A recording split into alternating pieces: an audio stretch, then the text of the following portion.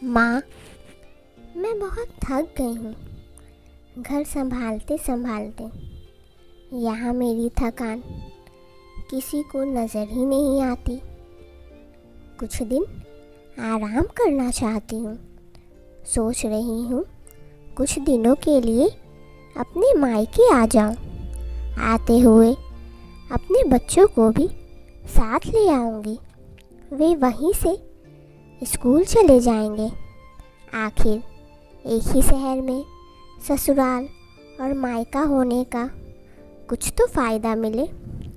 नम्रता ने फ़ोन पर अपनी माँ से कहा।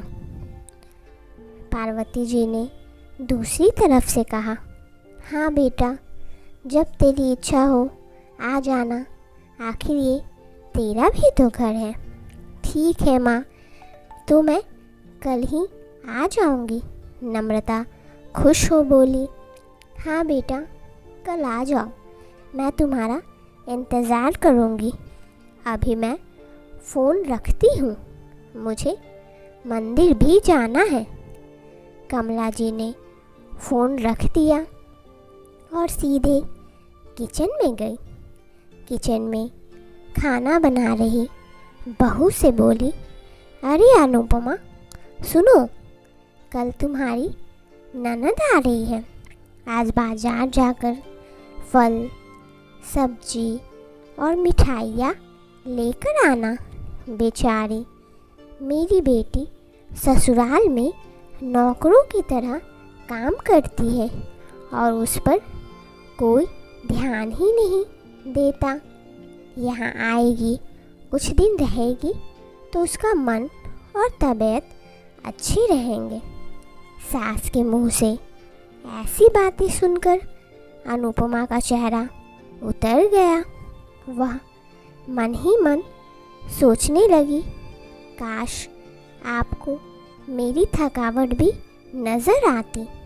मैं भी दिन रात झाड़ू, पोछा, बर्तन, खाना बनाना, मार्केट जाना और हर वो काम करती हूँ जिससे हमारे परिवार वालों को कोई दिक्कत ना हो।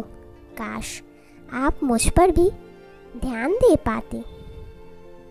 आपकी बेटी तो जब मन में आता है तब यहाँ आ जाती है, लेकिन मैं साल में एक ही बार अपनी माँ के पास जाती हूँ, तब भी आपको प्रॉब्लम होती है।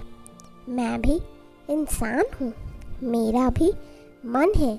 मुझे भी लगता है अपनी माँ के पास जाकर थोड़ा आराम करूँ, सुख दुख की चार बातें करूँ, अपना मन हल्का करूँ। भगवान, अब तुम ही कुछ करो ताकि मेरी सास की आंखें खुले और उसे मेरी थकावट भी नज़र आए। शाम तक भगवान ने जैसे अनुपमा की सुन ली और उसकी ननद का फ़ोन आया। ननद ने अपनी माँ से कहा कि उसकी सास ने उसे मायके आने के लिए मना कर दिया है, इसलिए इस बार वो नहीं आ सकती। पार्वती जी बोली, ऐसे कैसे मना कर दिया? पहले तो कभी वो तुम्हें आने के लिए नहीं रोकती थी। इस बार भला क्या हो गया? लाओ मेरी बात कराओ, उन्हें मैं समझाती हूँ। नम्रता ने फ़ोन अपनी सास के पास दिया। पार्वती जी ने कहा, नमस्कार समधन जी, आपसे कुछ कहना था। समधन जी ने कहा, कहिए।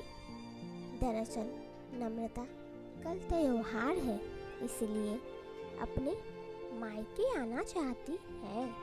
अगर आप उसे भेज दें तो अच्छा रहेगा। नम्रता की सास ने कहा, देखिए समधन जी, आपकी बेटी मायके जाकर रहे, इस बात के लिए हमने उसे कभी नहीं रोका और इस बात से हमें कोई प्रॉब्लम है भी नहीं। कुछ दिन पहले मैं अपने रिश्तेदारों की शादी में गई थी। वहाँ आपकी बहू अनुपमा की माताजी से मिलने का मौका मिला। उनसे गपशप करने के दौरान उनकी बातों से पता चला कि आप अनुपमा को साल में एक ही बार अपने मायके जाने को मिलता है, और वह भी बहुत कम समय के लिए। मुझे लगता है आपको पहले अनुपमा को उसके मायके भेज देना चाहिए, और जब वह मायके होकर आ जाएगी तो मैं नम्रता को आपके पास भेज दूंगी। एक बहुत ज़रूरी बात जो मुझे लगता है आपको समझ लेनी चाहिए कि आपको अपनी बहू को भी बेटी की तरह या बेटी से ज़्यादा प्यार देना चाहिए। उसे भी मायके जाने की इच्छा होती होगी। हो सकता है नम्रता के वहाँ आने से उसकी आवाभगत करने के लिए आप उसे उसके मायके नहीं भेजती होंगी, या फिर आपसे कुछ कहने से अभी डरती हो। अगर आप उसको घर में ही कैद रखेंगी तो एक दिन ऐसा आएगा जब वह आपके खिलाफ बोलने लगेगी और आपकी सुनेगी भी नहीं, और जब चाहे तब अपने मायके जाएगी।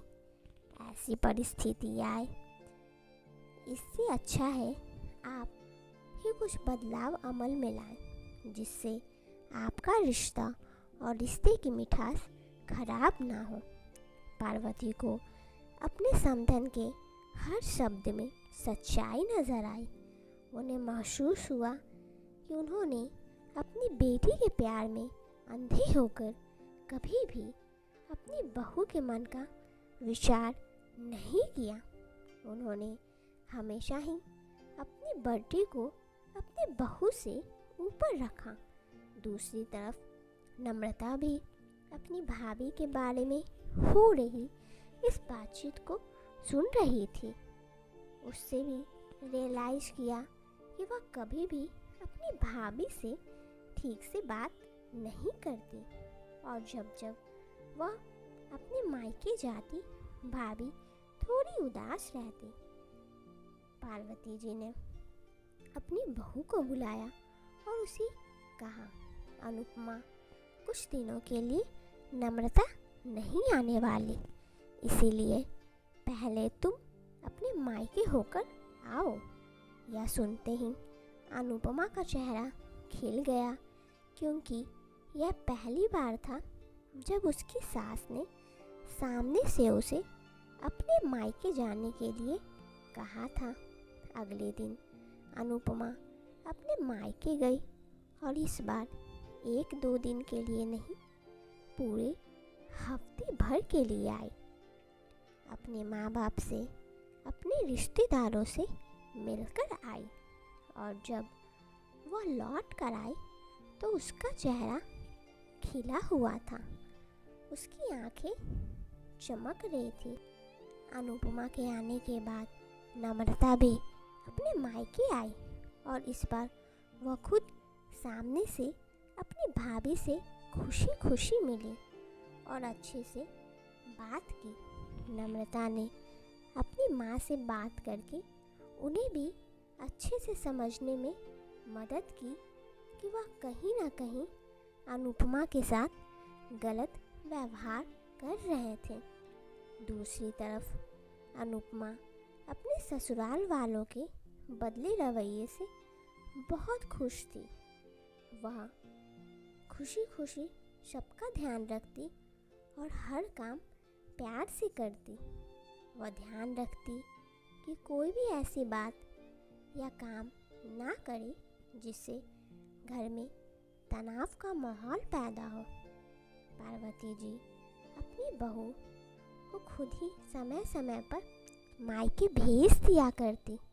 एक छोटे से बदलाव ने सास बहू और भाभी ननद के बीच की कड़वाहट को दूर कर दिया और रिश्तों को और भी ज़्यादा मीठा और मजबूत कर दिया। ऐसी और कहानियों के लिए please like, share and subscribe.